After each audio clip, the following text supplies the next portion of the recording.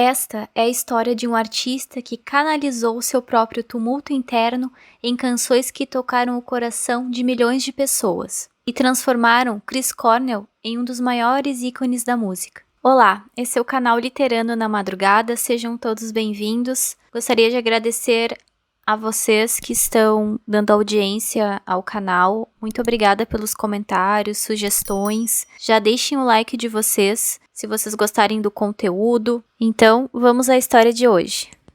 Christopher John Boyle, ou Chris Cornell, ele nasceu em Seattle no dia 20 de julho de 1964. Foi um dos fundadores do movimento grunge e conhecido como vocalista das bandas Soundgarden, Temple of the Dog e Audioslave. Filho de Edward Boyle, um farmacêutico, e Karen Cornell, uma contadora, Chris nasceu e cresceu em Seattle. Filho de mãe judia e pai católico, Cornell passou um período de 2 anos entre os 9 e 11 anos ouvindo somente Beatles, que foi sua maior influência musical. Então, Chris ele era um jovem muito solitário, ele gostava de se isolar em seu quarto e a válvula de escape dele, a forma de liberdade de expressão foi através da música. E ele teve sempre um processo depressivo em sua vida, que ele chegou a abandonar a escola apenas aos 12 anos, então ele teve acesso a álcool, drogas, remédios mais controlados. Aos 13 ele conseguiu parar um pouco com essas drogas, mas ele acabou retornando aos 15 anos. Então, antes de ser famoso, bem-sucedido com a música, ele foi já chefe de cozinha. E na infância, o primeiro instrumento que ele teve acesso, enfim, foi o piano. E também a bateria, ele gostava muito de tocar bateria, sendo que ele tocava bateria na sua primeira banda chamada John Street Band. Então, no início dos anos 80, o Chris Cornell, ele era membro de uma banda chamada The Champs, e foi aí que ele conheceu o Hiro Yamamoto, que era o baixista, e o guitarrista Ken Cale, que mais tarde, então, eles viriam a formar a banda Soundgarden, no ano de 1984. Então, ele assumiu a bateria e o vocal.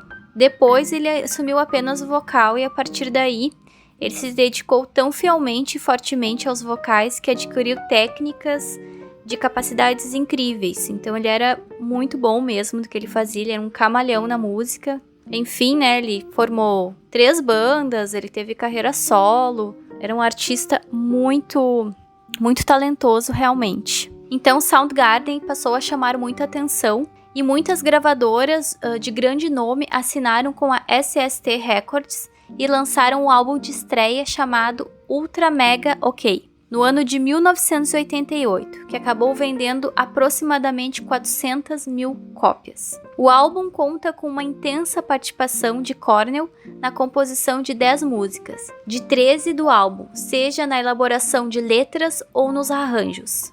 No ano de 97, Chris Cornell decidiu participar. Então, em 97, o Chris decidiu partir para uma carreira solo, onde ele lançou ao total 5 discos. Entre seu primeiro disco solo e o segundo, chamado Carry On, em 2007, Chris Cornell ele foi vocalista da banda Audioslave. A base da banda era formada por 3 membros do Rage Against the Machine, Tom Morello, Brad Walk e Tim Comerford, que haviam se separado do vocalista Zack de la Rocha e encerrado as atividades da banda. Foi uma mistura bem bacana, a banda ficou muito boa realmente. Muitos apostavam que não ia dar certo, porque imagina substituir um vocal, né? Porque cada pessoa é única, mas foi uma mistura bem bacana. Claro que a banda Rage Against the Machine é muito boa também, na minha opinião, mas a Audioslave, sensacional também. Foi uma mistura bem exótica. A Audioslave, então, foi uma das bandas mais importantes dos anos 2000 e criou clássicos como Cochise e Like a Stone. E para acompanhar uma das vozes mais inconfundíveis do rock, Chris Cornell tinha uma habilidade ímpar nas suas composições. Infelizmente, no dia 18 de maio de 2017, Chris Cornell foi encontrado morto. O músico se enforcou em um quarto de hotel e a sua esposa relatou que essa decisão foi impactada pelo uso de remédios controlados que ele fazia o uso acima do normal. Então, a viúva Vicky, ela tornou-se inclusive uma representante das mais fortes na luta contra os opioides nos Estados Unidos, e tem dito que o país não precisa perder tanta gente quando perde diariamente por conta de remédios. Então é bem complicada essa parte, né? Ele tomava muita medicação. Não sei se ele fazia uso de forma própria, assim, acredito que sim. Até pela depressão que ele tinha, era algo bem sem controle mesmo, eu acredito. Então era remédio pra dormir, remédio pra acordar, remédio pra ficar feliz. Eu acho que é muita pressão nesse mundo artístico também.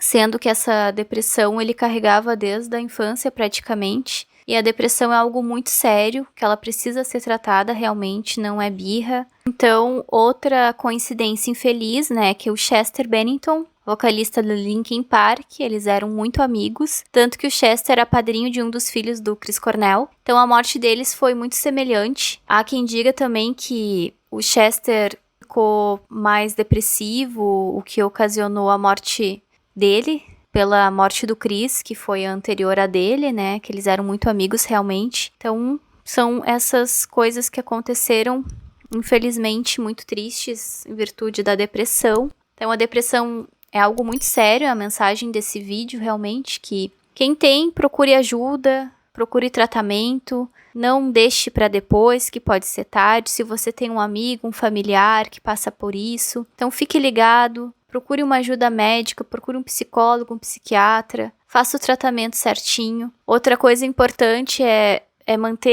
se manter ao redor de pessoas que realmente gostam de você, né, que gostem da gente, que isso ajuda tanto no tratamento quanto na prevenção da depressão, né, ou na volta da depressão, quem já teve, para evitar, né, a volta, digamos assim.